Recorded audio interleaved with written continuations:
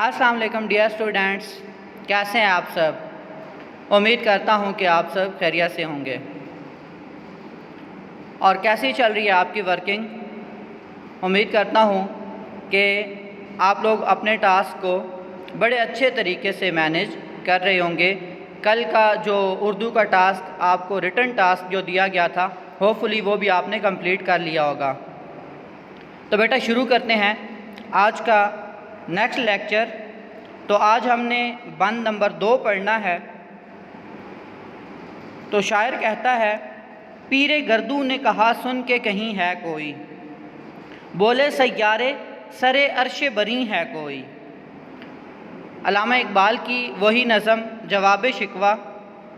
اور جواب شکوہ چونکہ شکوہ کا جواب ہے، تو اب اس شعر میں شاعر یہ بتا رہا ہے کہ جب انسان نے اللہ تعالیٰ سے شکوہ کیا، یعنی شکوہ میں جو علامہ اقبال نے اللہ تعالیٰ سے شکوہ کیا تھا، اسی کا کہ انسان نے جب اللہ سے شکوہ کیا تو وہ جب شکوے کی آواز آسمانوں تک پہنچی، آسمانوں تک پہنچنے کے بعد اس شکوے کے بارے میں ہر ایک شے نے اپنی رائے دی۔ تو سب سے پہلی جو رائے تھی وہ کس کی تھی؟ پیر گردوں نے کہا۔ پیر کہتے ہیں بوڑھے کو، اور گردوں آسمان کو کہتے ہیں۔ لاسٹ بند میں بھی آپ نے یہ لفظ پڑھا ہے۔ پیر گردوں نے کہا سن کے، کہ جب وہ شکوہ جو علامہ اقبال نے اپنے رب سے کیا، اور وہ شکوہ جب آسمانوں پر پہنچا،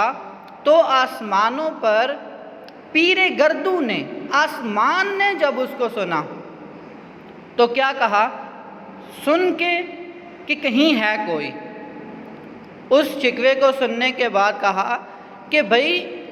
چونکہ وہاں تک آواز پہنچی تھی، انسان نہیں موجود تھا، تو جب اس شکوے کی آواز کو آسمان نے سنا تو آسمان نے سن کر گویا یہ کہا کہ کہیں نہ کہیں کوئی ایسی شے موجود ہے کہ جس نے یہ شکوہ کیا ہے۔ بولے سیارے سرے عرش بری ہے کوئی۔ سرے عرش بری کا مطلب ہوتا ہے آسمان کے عرش کے اوپر۔ یعنی جب یہ آواز، یعنی شکوے کی آواز سیاروں نے سنی تو وہ کہنے لگے کہ سرے عرش بری ہے کوئی، یعنی آسمان کے عرش کے اوپر سے شاید کوئی پکار رہا ہے۔ چونکہ آواز کی سمت کا تعین نہیں تھا، پتہ نہیں چل رہا تھا، تو اس وجہ سے جو سیارے تھے وہ بھی حیران و پریشان تھے، اور وہ اس آواز کے بارے میں اندازہ لگا رہے تھے کہ شاید یہ سرے عرش بری سے آ رہی ہے۔ چاند کہتا تھا نہیں اہل زمیں ہے کوئی۔ اب اسی آواز کو، اسی شکوے کو جب چاند نے سنا تو چاند کہتا تھا نہیں اہل زمیں ہے کوئی۔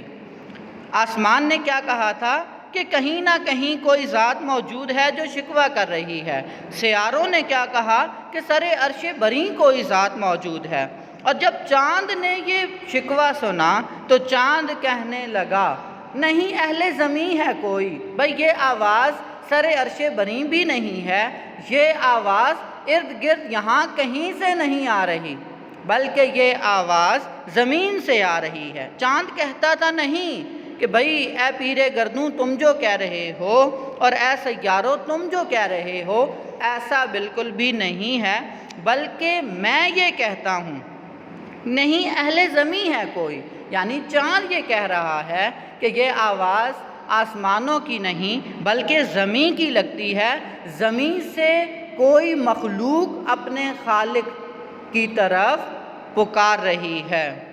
کہکشاں کہتی تھی پوشیدہ یہیں ہے کوئی۔ کہکشاں کا مطلب ہوتا ہے ستاروں کا جھرمٹ، پوشیدہ کا مطلب ہوتا ہے چھپا ہوا۔ تو اب کہکشاں کہتی تھی پوشیدہ یہیں ہے کوئی، یعنی ستاروں کے جھرمٹ نے جب وہ آواز سنی تو اس آواز کو سننے کے بعد کہنے لگا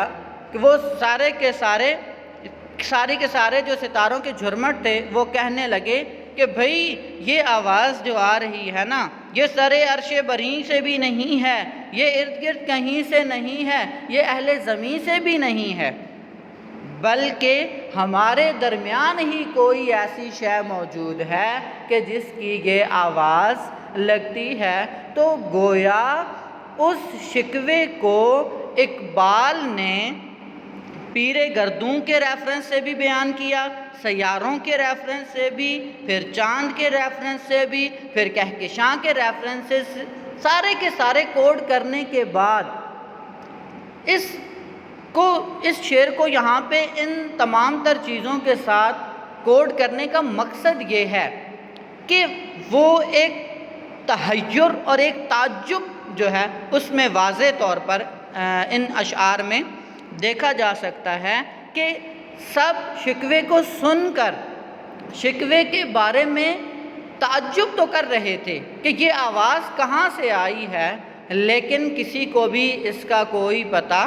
نہیں تھا۔ تو بالآخر اس بات کا پتہ کس نے لگایا؟ تو اقبال اگلے شعر میں کہتے ہیں کہ کچھ جو سمجھا میرے شکوے کو تو رضواں سمجھا، مجھے جنت سے نکالا ہوا انسان سمجھا۔ یعنی جب یہ سارا کا سارا میرا شکوہ سنا تو اور تو کوئی نہ سمجھ سکا، لیکن رضوان جو جنت کے دربان کا نام ہے، جو جنت کا نگران ہے، اس نے جب میری اس آواز کو سنا تو اس نے کچھ جو سمجھا میرے شکوے کو، یعنی اور تو کسی کو ککھ سمجھ نہ آئی، اور تو کسی کو کچھ سمجھ نہ آیا، لیکن کچھ نہ کچھ میرا مدعا اور میری بات کرنے کی جو وجہ تھی وہ سمجھ آئی، تو وہ رضواں کو سمجھ آئی، اور اس نے کیا کیا کہ مجھے جنت سے نکالا ہوا انسان سمجھا۔ کہ یہاں پہ یہ صنعت تلمیح پائی جا رہی ہے، اور حضرت آدم علیہ السلام کا جنت سے نکالا جانا اس واقعے کی طرف یہاں اشارہ کیا جا رہا ہے کہ جب حضرت آدم علیہ السلام کو گندم کا دانہ کھانے کی وجہ سے جنت سے نکالا گیا تھا، تو چونکہ رضوان جنت کا دربان ہے اور اس نے ظاہر ہے کہ حضرت آدم کو وہاں سے نکلتے دیکھا ہوگا، تو اب جب حضرت آدم جنت میں تھے اس وقت بھی رضوان نے اس آواز، اس پکار کو، یعنی حضرت آدم علیہ السلام کی صدا کو سنا تھا، اور پھر جب زمین پر پہنچ کر اسی انسان نے جب اللہ تعالیٰ کو پکارا، اللہ تعالیٰ سے شکوہ کیا، تو باقی سب کے لیے تو یہ آواز نامانوس تھی، یعنی انہوں نے کبھی سنی ہوئی نہیں تھی، لیکن رضوان تو چونکہ حضرت آدم سے مل چکا تھا، اور رضوان چونکہ یہ انسان کی صدا سن چکا تھا، تو اس وجہ سے جب یہ آواز آئی تو رضوان نے اس آواز کو